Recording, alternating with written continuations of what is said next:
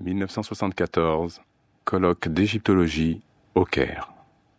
Je me suis livré personnellement à une étude de l'anthropologie physique des anciens Égyptiens et voici ma contribution personnelle dans ce domaine. Une légende tenace a fait croire que les procédés de momification qui sont à base de sel, souvent, et qui contiennent aussi des bitumes, ces produits détruisent l'épiderme à telle enseigne qu'il ne reste plus rien et qu'il n'est plus possible scientifiquement d'étudier la peau des momies pour en déduire leur ethnie. Ce point de vue est absolument erroné. Je l'affirme sur la base de mes propres investigations. J'ai étudié les momies égyptiennes qui se trouvent au laboratoire d'anthropologie physique du Musée de l'Homme à Paris, qui viennent des fouilles de Mariette. J'ai fait monter des préparations par notre laboratoire du département des vertébrés et de physiologie de la faculté des sciences de Dakar. J'ai les préparations ici que je mets à la disposition des participants du colloque pour qu'on les observe au microscope. Et nous pouvons absolument voir le taux de mélanine sous la peau des anciens Égyptiens. Il en reste suffisamment malgré la destruction partielle de l'épiderme. Dans la région qui sépare le derme et l'épiderme, il y a des inclusions des bases des cellules des mélanocytes en quantité suffisante pour révéler un taux de mélanine absolument absent chez les races leucodermes. Et j'ai voulu dès l'an dernier appliquer cette étude aux momies royales de Ramsès II, de Séti Ier et de Toutmoses III. Depuis un an, j'écris au conservateur du musée du Caire, car il ne me faut pas plus d'1 mm², 1 mm² de peau, mais prise toujours dans la même région, et je n'ai pas eu ces échantillons, je le regrette. Par conséquent, c'est une étude très facile, accessible, qu'on peut faire. Voici les lames, ce sont des préparations, il suffit de les mettre sous l'objectif d'un microscope pour voir le taux de mélanine. Alors, sur la base donc de mes propres investigations, que sont celles-ci, et jusqu'à ce que d'autres investigations viennent les contredire, j'affirme que le taux de mélanine qui est révélé au microscope, contenu même partiellement, et qui est la quantité résiduelle sous la peau des anciens Égyptiens, est absolument incompatible avec l'idée d'une race leucoderme. Voilà un fait. Ensuite, j'en arrive aux mensurations ostéologiques. Ce n'est pas pour rien que l'égyptologie a évité, bien que disposant souvent de squelettes entiers, de parler d'ostéologie. Mais il y a un grand savant allemand du siècle dernier, c'est Lepsius, justement, qui avait étudié les Égyptiens sous cet angle, qui avait carrelé l'Égyptien, ce qu'on appelle le canon de Lepsius, que tous les égyptologues connaissent. Le canon de Lepsius, justement, dit que l'Égyptien parfait est un négroïde. Le canon de Lepsius, et qui donne, mis au carreau, les proportions du corps de l'Égyptien parfait à les bras courts est négroïde ou nigricien. Pour ceux qui parlaient donc du terme négroïde et nigricien, voilà l'expression de Lepsius. Il a carrelé le type égyptien, il a fait la mensuration ostéologique, et c'est le caractère le plus permanent, justement, quand on veut distinguer un noir d'un blanc. Vous avez bien vu que les mensurations craniologiques ne permettent de distinguer que des types extrêmes, absolument extrêmes. Les éléments que je vous ai montrés ici, si on les étudiait sous cet angle-là, si cet individu-là n'était pas vivant, parce que quand il est en chair et en os, on n'ose pas en faire un blanc, mais il sortirait, le crâne de cet individu sortirait blanchi des mensurations crâniométriques. Voilà les inconvénients de la craniométrie. C'est que quand l'individu est vivant, vous n'osez pas en faire autre chose qu'un nègre, mais dès l'instant que vous avez une face haute, parce que voilà la face haute, voilà l'indice nasal, vous voyez bien, et pourtant c'est un nègre typique. Donc, voilà les erreurs voulues de la craniométrie. Donc, c'est l'ostéologie seulement qui permet, dans le meilleur des cas, de distinguer un nègre d'un blanc. Et c'est ainsi surtout que l'on a distingué l'homme de Grimaldi, du Cro-Magnon, qui est venu après, et qui peut-être par filiation est sorti de lui. Ça, c'est une autre question. Donc, il existe bel et bien un procédé anthropométrique touchant à l'ostéologie qui permet de distinguer le noir du blanc. Et ce critère, Lepsius a appliqué ce critère au peuplement égyptien pharaonique, et il a trouvé que les Égyptiens étaient des nègres, des négroïdes ou des nigriciens. C'est la raison pour laquelle peut-être l'égyptologie a souvent tué les mensurations ostéologiques. Enfin, le groupe sanguin. Le groupe sanguin, même sur les cadavres de la protohistoire, on peut encore déterminer le groupe sanguin. Par conséquent, ici, il serait extrêmement intéressant, toutes les races qui ont été étudiées, tous les restes humains qui ont été étudiés déjà, peuvent être repris sous cet angle-là, sous l'étude du groupe sanguin. Parce que nous savons justement que c'est le groupe sanguin A2 qui est vraiment caractéristique du blanc avant tout métissage. Les Américains ont fait des travaux très poussés dans ce domaine-là. Alors il faudra rechercher le groupe A2 en Égypte. Parce qu'en attendant, l'Égypte appartient absolument, et toute l'Égypte jusqu'au delta, appartient au groupe B, qui est encore le groupe de l'Afrique occidentale. Il y a là encore un autre fait qu'il faut prendre en considération, et à l'exclusion du groupe A2 qui est caractéristique de la race blanche avant métissage. Deuxième fait. Voilà donc pour ce qui est de l'anthropologie physique, mais il y a un autre faisceau de preuves sur lequel il faut insister et qu'on ne peut pas minimiser non plus. Les ancêtres des Européens actuels, les Latins et les Grecs, qui étaient arrivés au stade de la lucidité et de la maturité, les philosophes, les savants de l'Antiquité ont tous déposé dans le même sens. Et ils nous ont presque unanimement tous dit que les anciens Égyptiens étaient des nègres. Et les Grecs, à l'apogée de leur civilisation, n'avaient aucun intérêt au 5e siècle, au moment où l'Égypte avait déjà perdu son indépendance sous les Perses. Parce que c'est à cette époque qu'Hérodote a visité l'Égypte. Les Grecs n'avaient aucune raison particulière de nous dire que les Égyptiens étaient des nègres et que ce sont eux qui leur ont donné tous les éléments de la civilisation. Et nous sommes pratiquement au bout du métissage égyptien. Ça faisait 3000 ans d'histoire pendant lesquelles les Égyptiens se métissaient, mais malgré ce métissage intense, le peuple égyptien était plus ou moins comparable au peuple antillais. Les constantes raciales n'étaient pas bouleversées. On n'avait pas l'impression d'avoir un blanc devant soi, parce que tous les témoignages de l'Antiquité sont là unanimes. Donc, je passe, et j'en arrive à l'époque moderne, ce qui fait qu'en pleine époque d'esclavage, quand un savant français de bonne foi a visité l'Égypte, il n'a pas pu s'empêcher de pousser un cri. Il s'agit de Volney, qui a visité l'Égypte entre 1783 et 1785, et il décrit les Coptes. Tous ont le visage bouffi, l'œil gonflé, le nez écrasé, la lèvre grosse, en un mot, un vrai visage de mulâtre. J'étais tenté de l'attribuer au climat lorsque, ayant été visiter le Sphinx, son aspect me donna le mot de l'énigme. En voyant cette tête caractérisée de nègre dans tous ses traits, je me rappelais ce passage remarquable d'Hérodote où il dit, pour moi, j'estime que les Colches sont une colonie des Égyptiens, etc. Parce que comme eux, ils ont la peau noire et les cheveux crépus.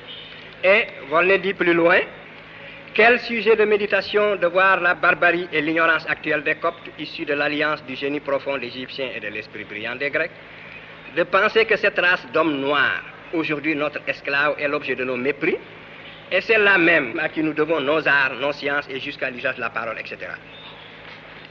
Mais à cette déposition de Volney, immédiatement après le déchiffrement, donc vous voyez bien, je veux insister sur le fait que l'idée que les anciens Égyptiens étaient des Noirs était une banalité jusqu'au déchiffrement des hiéroglyphes. Et c'est à ce moment-là, avec l'apogée de l'impérialisme, qu'il était devenu inadmissible de continuer à penser ainsi. Et l'égyptologie est née en même temps. L'égyptologie a fourni en même temps qu'elle naquit un effort de négation pour gommer en quelque sorte, effacer l'origine négroïde. Et je n'en veux pour preuve que le témoignage du frère de Champollion le Jeune. Champollion le Jeune était un savant de bonne foi.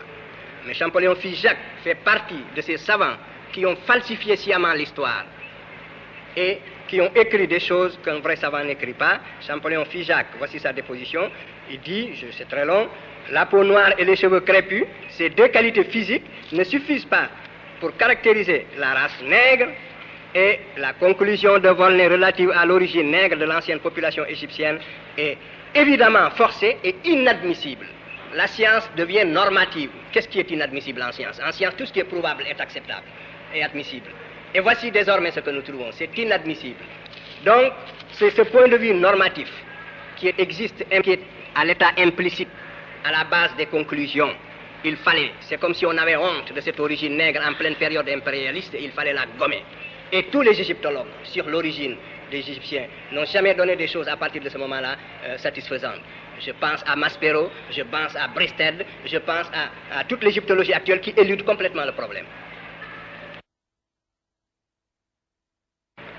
J'en arrive aux Égyptiens vus par eux-mêmes.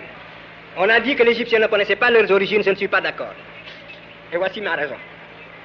Les Égyptiens connaissaient parfaitement leurs origines et ils l'ont exprimé dans leur langue d'une façon explicite. Alors, Kem, ça veut dire noir en égyptien ancien. Et la formation d'un collectif en égyptien ancien consiste à mettre un T au singulier, à l'adjectif ou bien au substantif. Et c'est de cette manière qu'on a formé Kemt, qui veut dire le pays noir. Et c'est là que vous faites la confusion. Hein? Parce que Kemt, ça veut dire la noire, étymologiquement. Ça veut dire la noire, absolument. Kem, ça veut dire noir, c'est l'adjectif, et Kemt, c'est la noire. Mais les égyptologues avaient l'habitude de dire, puisque le déterminatif qui suit, c'est le déterminatif du pays, alors la noire doit s'appliquer à la terre et non pas aux hommes. Mais ils ne discutaient pas pour savoir si Kemt étymologiquement signifie noir ou pas. Hein? Donc, Kemt signifie étymologiquement noir, c'est le terme le plus fort qui existe en égyptien ancien pour dire noir. Si vous en connaissez un autre, d'ailleurs, dites-le moi, je n'en connais pas un autre. Bon, alors, donc, c'est le seul terme qui existe en égyptien ancien, à ma connaissance, pour dire noir. Et alors, étymologiquement parlant, et il est écrit avec un bout de charbon brûlé. Prenez le Wörterbuch. Dans le Wörterbuch, c'est écrit avec un bout de charbon brûlé, non pas avec des écailles de crocodile. Alors, donc, l'égyptologue disait qu'il faut l'appliquer à la terre noire à cause du limon et non pas aux hommes à cause du déterminatif. Alors qu'aujourd'hui, quand nous disons Afrique noire et Afrique blanche, nous savons que nous parlons des hommes. Alors, mais là où la position des égyptologues n'est plus défendable, c'est quand le même Kemt maintenant est suivi d'un déterminatif composé de l'homme, de la femme et des trois traits du pluriel. Et à ce moment-là, si on est conséquent avec soi-même, on est obligé de dire que cette fois-ci, noir s'applique nécessairement aux hommes qui suivent au déterminatif. Parce que le déterminatif a changé. Si le déterminatif est le pays, je veux bien que noir s'applique au pays, mais si le déterminatif, ce sont les hommes, c'est l'ensemble du peuple d'Égypte symbolisé par l'homme, la femme et les trois traits du pluriel, alors on raisonne selon les mêmes critères, il faut avoir le courage intellectuel de dire que ce sont des nègres. Bon. Et cette racine a proliféré dans les langues africaines. Cette racine veut dire noir, nègre également. En Wolof, nous avons aujourd'hui Khem, qui veut dire charbonné. Et nous avons Khemit en Wolof, qui veut dire ce qui a charbonné. Par conséquent, et nous avons un peu Kembu. Et nous savons bien ici comment ce B peut être engendré, du point de vue purement linguistique. Kembu qui veut dire le charbon, un peu. Par conséquent, cette racine, Khemit, a proliféré dans les langues africaines. C'est la fameuse racine kamitique, le mot kamit sur lequel nous allons longuement discuter. Voici son origine étymologique. C'est le terme par lequel les Égyptiens anciens se désignaient et qui veut dire noir charbon. Et voici, mieux encore, les Égyptiens avaient encore un autre mot, également, c'est toujours. Donc, il y a Kemkyu, également.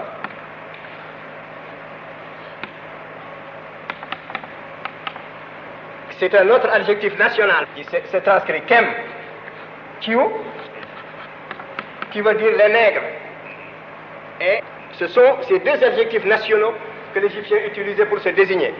Le noir, c'est la couleur bénite chez les anciens Égyptiens, et le rouge, c'est la couleur maudite, c'est la couleur de la stérilité. Alors, voilà pour ce qui est. Donc, les Égyptiens vus par eux-mêmes, et tous les adjectifs divins, Osiris est appelé le grand nègre, il est appelé Kember, Osiris Kember, Set, Min, Apis, Thoth, tous ont le qualificatif de noir. Isis est appelé Seit Kem. Seit Kem, qui veut dire la femme noire. Et Seit Khem, en Wolof, dans la langue sénégalaise que je parle, Seit Khem veut dire l'épouse noire charbon. Vous voyez les formes africaines. Bon, alors maintenant, je voudrais juste par ces quelques exemples vous montrer que la parenté entre l'égyptien ancien et les langues africaines est une évidence que l'érudition moderne n'a pas la possibilité d'écarter. Ce n'est pas une hypothèse de travail, c'est un fait, parce que c'est une parenté de caractère généalogique. Je vais prendre juste le verbe égyptien que voici. Je conjugue juste le verbe kef en égyptien ancien, en Wolof et en Kop. J'affirme, et à vous de le vérifier, que kef veut dire en égyptien ancien capturer, saisir sa proie. Kef veut dire en Wolof saisir sa proie, capturer. Ces deux verbes, je les conjugue. En égyptien ancien, j'ai donc kef, i, conjugaison suffixale. Kef, ek, kef, et, le t,